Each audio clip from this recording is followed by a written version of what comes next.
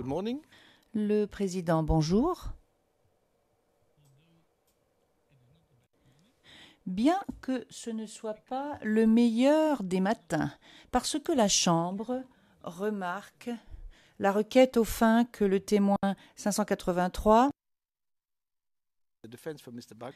ne soit pas considéré comme un témoin expert par la défense de M. Gbagbo, une copie a été envoyée à 19h, 06, je répète, à 19h06, à savoir à 7h06 du soir, jeudi 31 août 2017.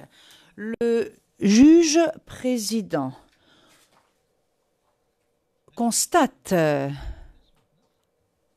avec désespoir que cette requête, alors que le témoin et la comparution du témoin, de ce témoin, avait été prévue depuis plusieurs semaines, voire plusieurs mois, donc le président constate à quelle heure cette requête a été envoyée.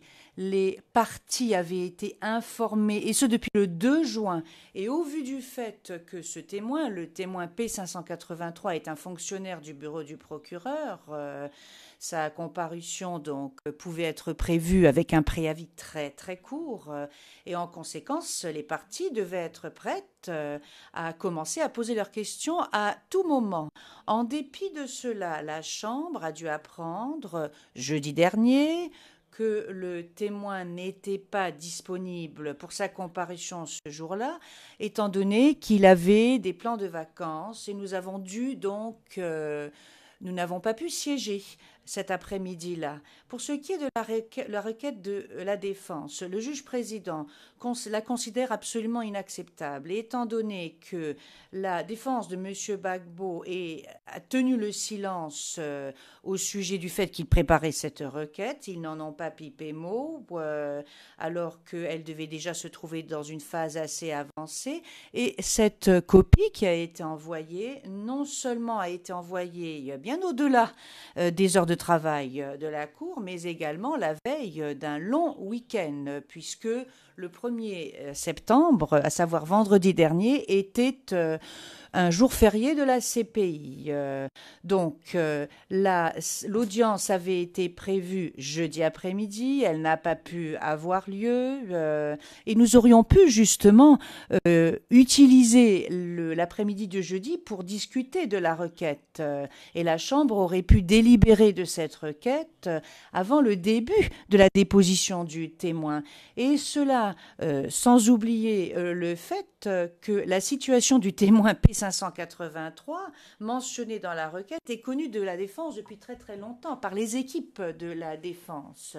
Donc au vu de la situation que je vous décris, le moment auquel cette requête a été présentée me semble tout à fait perturbant. Cela n'a pas été justifié. D'ailleurs, il n'y a aucune justification, je pense. Et la défense n'a absolument fait aucune tentative pour fournir une justification au sujet du moment où leur écriture a été déposée. Une fois de plus, donc, la Chambre se trouve placée devant un fait accompli, étant donné que la Chambre n'a plus que la possibilité que de donner la parole au bureau du procureur pour qu'il réponde à la requête qui consiste à retarder le début des questions qui seront posées à ce témoin. Le bureau du procureur a la parole. Monsieur McDonald, je vous remercie, Monsieur le Président. Avec votre aval, j'aimerais donner la parole à la défense de Monsieur Gbagbo parce que je vois qu'ils ont ajouté la jurisprudence à leur liste. Donc je pense qu'ils ont des informations complémentaires à nous présenter. Le président, non, je vous ai donné la parole, allez-y.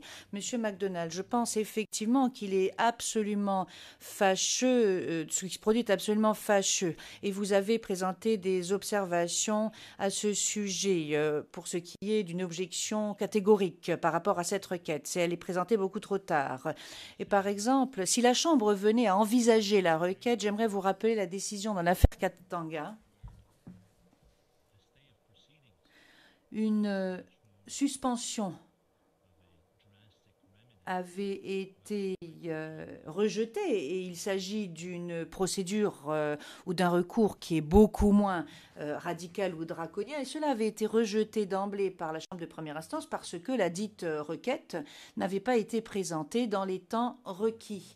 Et la Chambre d'appel a maintenu la décision. Donc dans l'affaire Katanga, et je pense qu'il s'agissait à l'époque d'une affaire conjointe. Le dépôt d'écriture 2259, la solution qui a été trouvée, c'est si la Chambre en fait venait à envisager cela, c'est le recours qui est disponible pour la Chambre. Mais il faut savoir, et cela a son importance, Monsieur le Président, c'est que la défense essaie d'importer dans le régime juridique de la CPI une approche française en ce qui concerne la liste des experts.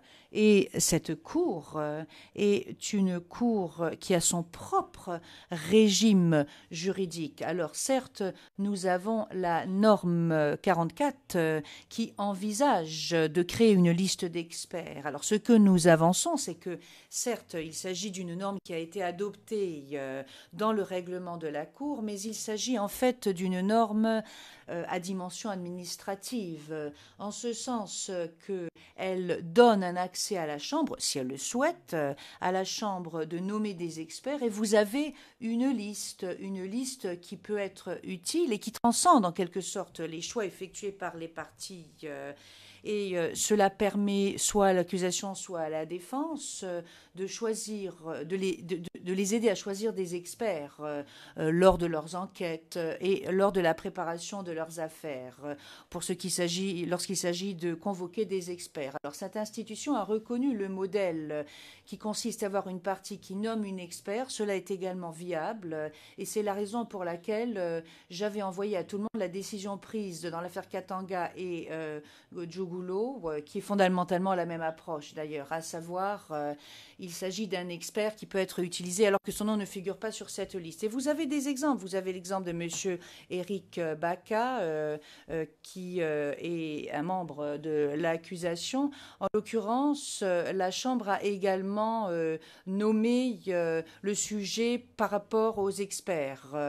Donc voilà le contexte général pour ce qui est de la norme 54. Alors, monsieur Laroche, certes, est un employé du bureau du procureur. Il se trouve qu'il est également gendarme. Ils allèguent que l'armée française ou la gendarmerie était partie prenante ou a participé au conflit. Donc, je ne vais pas maintenant aborder le deuxième moyen qui n'est absolument pas étayé, qui frise d'ailleurs quasiment l'argument futile. Donc, bon, je ne vais pas aborder cette question parce que j'aurais vraiment beaucoup de choses à dire à ce sujet. Mais l'élément essentiel, c'est que cette personne fait partie du bureau du procureur. Quelle est sa fonction ? Ce que je suis sur le point de vous dire pourra également être demandé directement au témoin d'ailleurs. Ce témoin fait partie de la section criminalistique et scientifique. Il ne s'agit pas d'un analyste, il n'est pas non plus enquêteur. La défense va soulever la question du fait qu'il a participé à certaines auditions. Si vous prenez les auditions auxquelles il a participé, si vous prenez en considération son rôle et son curriculum vitae, l'une des méthodes qui consiste à identifier les victimes consiste à interroger ces victimes. Ça, c'est la première phase. Et cela, bon, au-delà donc de l'ADN, par exemple, ou de l'analyse des blessures, la première chose que l'on peut faire est de présenter, par exemple, une vidéo au témoin, l'analyser scientifiquement et demander au témoin ce dont il se souvient avant et après le visionnage de la vidéo. D'où l'objectif de la participation à une audition. Et vous pourrez poser ces questions aux témoins directement. La défense cite un exemple. Si vous prenez l'intégralité de la transcription de cette décision, et je fais référence à Je vous donne une référence du TPY, puisque cette référence a été donnée par la défense. Cette personne qui faisait partie du procureur au TPY était plus que cela, il était également enquêteur. C'était un enquêteur qui a participé à l'enquête en question et en l'occurrence, dans ce cas de figure, pour des raisons qui lui sont propres, le bureau du procureur voulait que ce témoin soit déclaré témoin expert pour qu'il puisse fournir un avis motivé. Nous ne nous trouvons pas dans cette situation.